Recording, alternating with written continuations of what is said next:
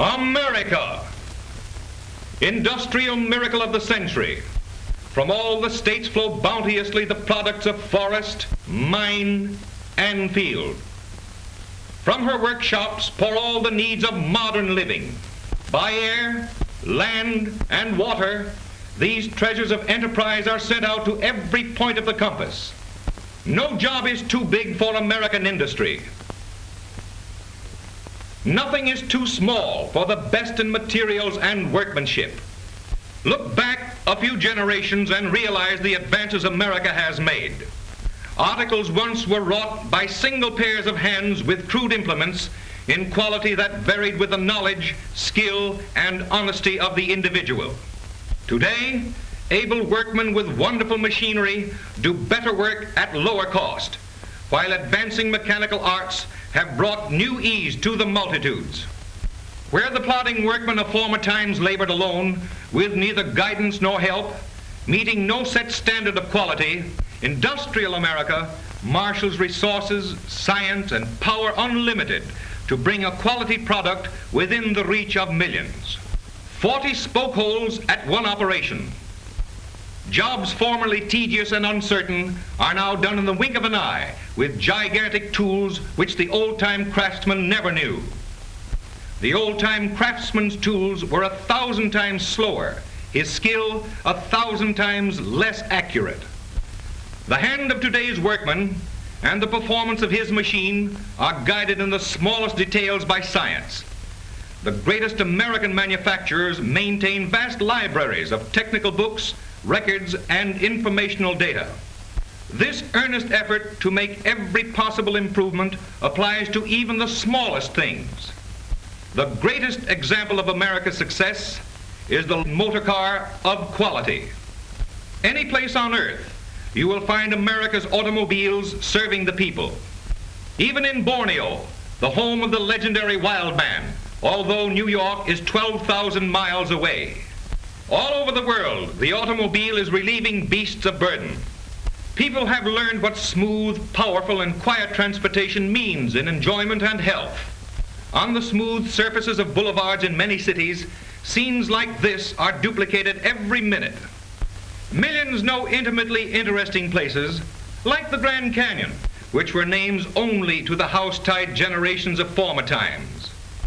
Farms are brought close to the cities, and families in the country keep in touch with all that is doing. The American farmer enjoys the world's highest standard of country living. Scientific production of quality, backed by immense resources, greater than any other in the world, have earned a public preference unequaled. It is no accident that the low-priced modern six-cylinder automobile has been elected as the world's most popular car. Over 8 million buyers have recognized the great American value and have chosen for their own the motor car now bought by more people than any other. Weighing the value, they not only secure better performance, convenience, and luxury for themselves, but they also supply the incentive and resources to make possible even greater values for tomorrow. These motor cars furnish lifeblood to all American industry. The automobile consumes over 15% of all steel produced, 1/2 of all malleable iron, over 2/3 of all plate glass, over 1/5 of all hardwood lumber, over 14% of all cotton, 1/4 of all lead, 1/3 of all nickel, and almost 4/5 of all rubber.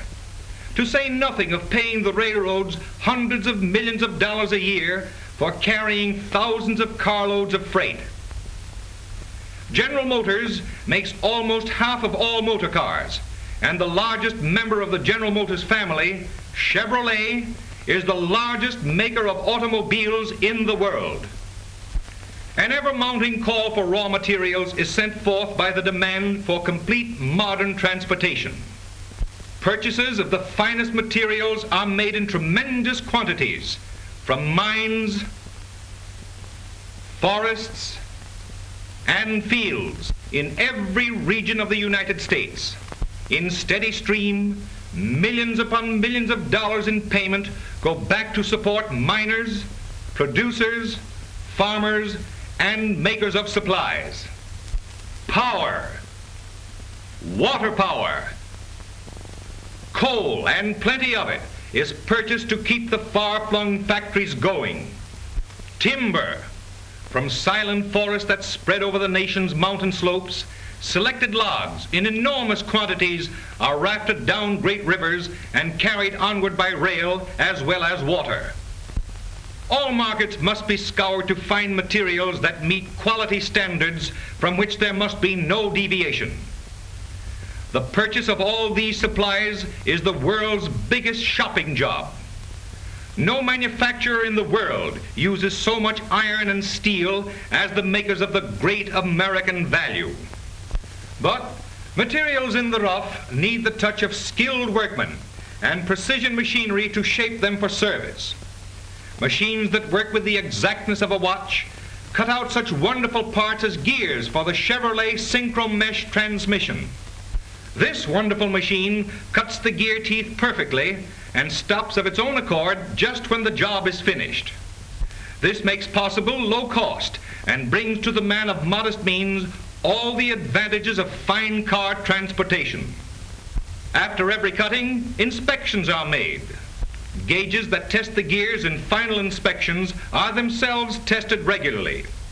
Every synchro mesh gear must mesh perfectly. Demand for six-cylinder transportation requires the biggest drop forge plant in the world. Furnaces bring steel to white heat, ready for the powerful drop hammers that pound them into shape. A hammer that weighs 120 tons. Every time it comes down, 58,000 pounds of pressure come with it. The Chevrolet forge plant at Detroit is the best equipped in the world. 200 hammers and forging machines use 1,800 tons of raw material a day.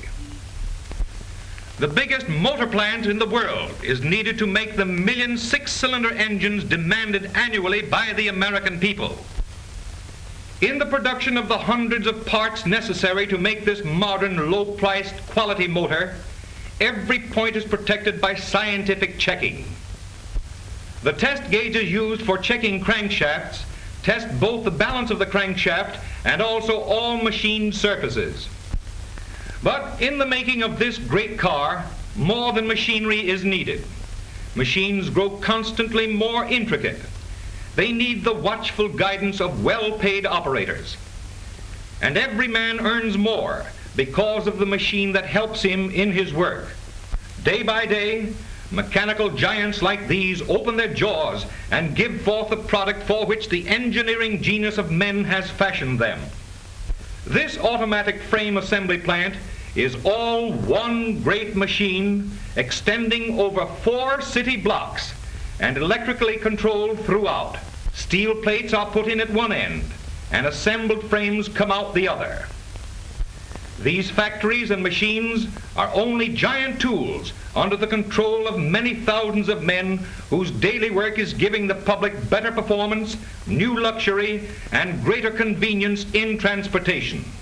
No manufacturer pays his workers more than the makers of Chevrolet. Whole towns, even cities, have been built around its factories. Let's take a look at some more of these machines and their guardians. Machines that are doing work which men alone could never do.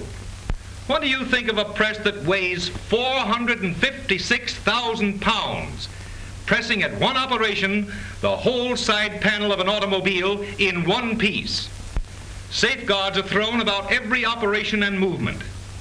This mighty monster cannot move until its master puts both hands on the safety bar. Plain sheets of steel under this 300,000 pound monster's grasp assume the exact shape wanted in half a second. Think how long it would take the workmen of a few generations back to turn out even one of these body parts.